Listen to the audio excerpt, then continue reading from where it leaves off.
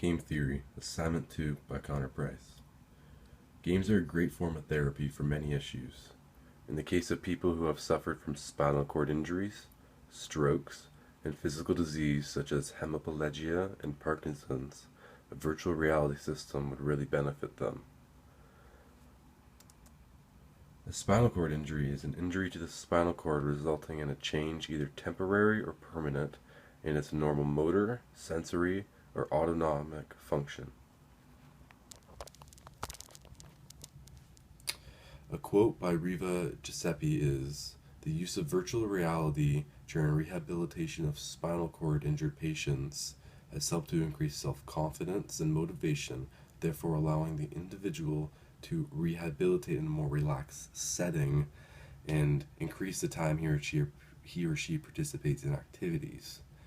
Spinal cord injured patients have learned to strengthen the muscles that they're able to control and maintain this strength in order to participate in everyday activities."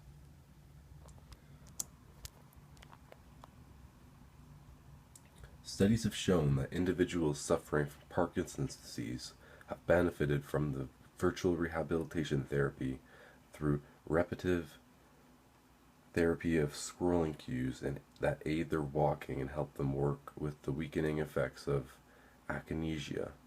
Individuals who suffer from hemiplegia as a result of a stroke are able to use virtual environments to improve their walking speed and muscle strength, increasing the symmetry of their walking, therefore improving their overall quality of life.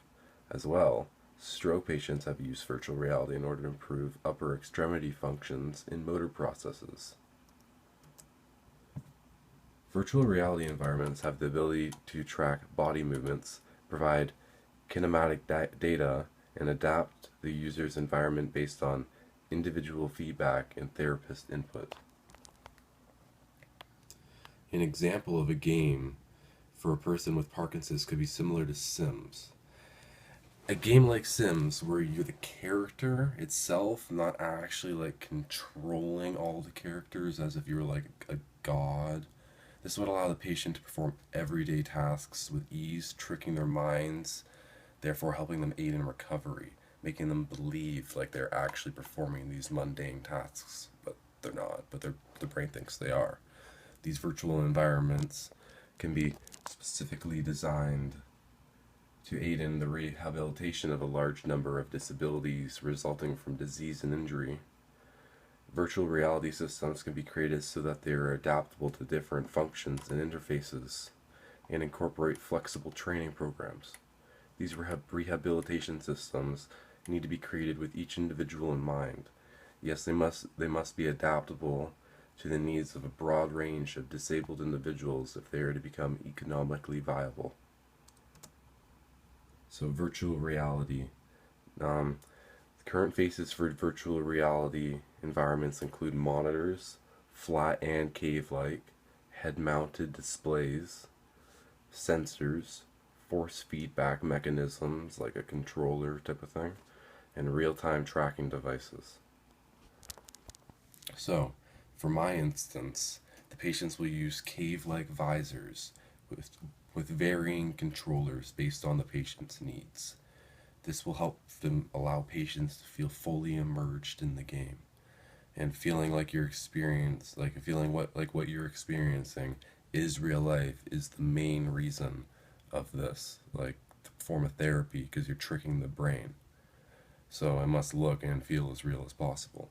Motion sensors can be used for people who can't use controllers, or to make specific games even more intense by adding the aspect of real walking rather than just like a remote controlled walking type of style. So, this system itself just screams intrinsic motivation to patients, anyone in need who is suffering from any form of disease or injury that disables them to be able to move and use every form of their body's functions. So,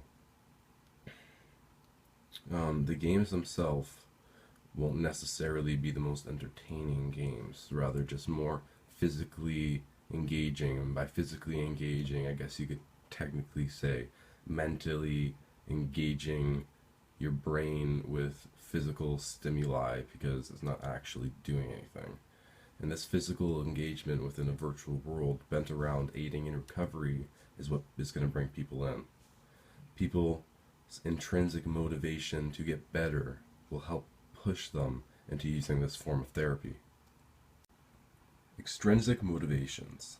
When it comes to extrinsic motivators, personally, I don't believe there should be any. In this case of therapy, because rather than games being the main intrinsic motivator, the console is. And if too many extrinsic motivators are added, it may have more negative effects than positive. This doesn't mean that games shouldn't have a daily login bonus or small extrinsic motivators to help move you along the story, but it does mean no in-game purchases, paid downloadable content, or too many rewards for silly achievements. Too many extrinsic motivators can often lead to less intrinsic motivation. And that's what you don't want to do, is get rid of the people that are actually wanting to use your stuff by annoying the crap out of them with extrinsic motivators. So, in one study, where smokers rewarded for their efforts to quit did better at first, but after 3 months were fared worse than those that were given no reward and no feedback whatsoever for trying to quit. So that just goes to show you that too much extrinsic motivation can actually sometimes be a downfall. So the console itself won't have any extrinsic motivators other than having like friends lists and party chats and stuff like that. But the games themselves will have small extrinsic motivators to help guide the player around. For instance, having more coins on a certain path or something like that. So it's crazy easy to trick the brain into thinking that it's doing something that it's potentially not actually doing. So by making your brain believe it is now able to perform actions it thought wasn't possible, new possibilities now arise. And some people may have difficulty with this program because they're going to have difficulty letting themselves go and believing that the virtual reality is reality, which must be done for this form of therapy. And if patients associate the virtual reality games with just thinking so the games and the training programs with just thinking that it's the recovery program, as if they're now at some rehab, it's not going to work out as good for them. So, virtual reality has so much positive potential when it comes to aiding in mental and physical recovery. Within 20 years or so, it wouldn't surprise me to see virtual reality being used in all different forms of science, medicine, and healthcare. Therefore, I believe that through virtual reality, if the game type is specific to the patient's needs, it can and will help to aid in recovery both mentally and physically.